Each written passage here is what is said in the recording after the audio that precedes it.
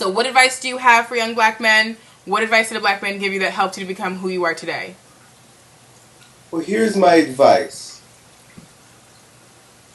And this is my advice, and I'm centering it on the avatar of a black boy. Right. 15, 19, Yeah. 25. Yeah. But this is a central message. This is a central principle for life. This is a principle for everyone and in every area of your life. So understand the potency of this. And that's how this thing works.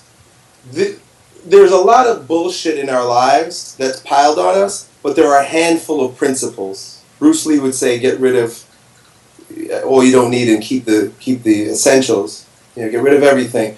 This is a central message.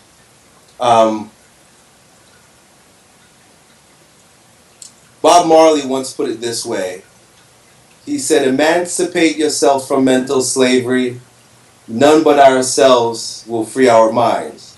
And Bob Marley says that in Exodus, I think that's the name of the song, or Freedom Song. Freedom Song says, emancipate yourself from mental slavery. Mental slavery, right? And that mental slavery is you would, because of the language of it, you would think that someone's enslaving you, right? Man, the man's got me. The man's shackled me, holding me down. Look, we're all being held down. I mean, the taxes are ridiculous. Inflation is ridiculous. We live in an economic system, in an economic machine. We're nothing but batteries for this matrix. It's all of us. But you don't have to accept that that's the story you want to tell yourself about it. Right. You emancipate yourself from mental slavery by choosing every single day who you want to be.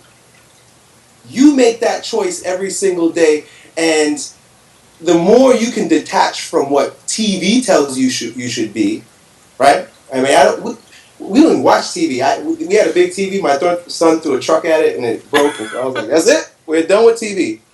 What the music you listen to is telling you should be, what the news programming is telling you should be, what the sitcoms you watch are telling you should be, what the movies you watch are telling you should be. There's way too much noise. There's way too much people telling you what you should be. Right. Right? We were just talking about black fathers and black men and Homer Simpson, who was an avatar for the modern man. Right. When you watch those characters, you identify with them. We can't help it. We've learned through stories as a race of human beings on this planet. It was only just a few generations ago where we would sit around and the patriarchs and matriarchs of the tribe would tell stories. Right. We're still very attached to avatars and I forget the other term, but basically like embodiments of ideas in a human form. Right. And I wish I could remember what you call them. It doesn't matter. But when we see these characters on television, when we see these characters in the movies, when we hear them talking to us through our music, so on and so forth, we're identifying with them. We're being told that we've got to choose. We've got to be one of these characters. And the amount of characters with a black face in modern contemporary Western society is nil.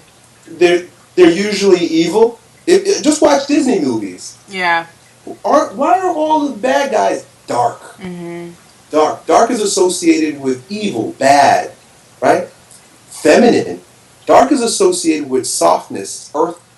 It's so ever-pervading because the female also takes a very lowly position in the society. So to be a black and a woman, it's dark and it's dark. The earth is dark. Femininity is dark. And then your skin color is dark. Don't let those stories into your mind. You can't just have an opinion about it and say, oh, I don't believe that. You have to cut yourself off completely. Don't watch television programming. Don't listen to the music. Don't watch the movies because they're brainwashing the shit out of you. They're making you believe that you're something that you're not. The only way you can find yourself, the only way you can emancipate yourself from mental slavery is to focus your mind on what you want to become only. You find out what you want to become. And the best way to find that is to go in. We like to say, I'm being myself. A lot of young people especially, I'm just being myself. Well, then why do you have on the style of clothes like everybody else? Right.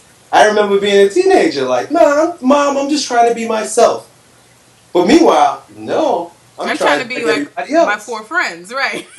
Right. And why do you guys all look the same if you're just trying to be yourself? You're not trying to be yourself. Right. It's the wrong way to try to find yourself. What you're doing to try to find yourself is you're looking at everybody else. You might think that because you're expressing yourself differently than the generation before, that somehow you're new, you're doing something fresh and exciting, but you're not. You're following the same bullshit pattern that the rest of them are following. And if you look at who they're following bad characters, characters that aren't going to support you. Right. Characters that are not resourceful for a truly self-actualized person. And that's what you want. You want peace of heart. You want peace of mind. The only way you find that, the only place you find that is in here.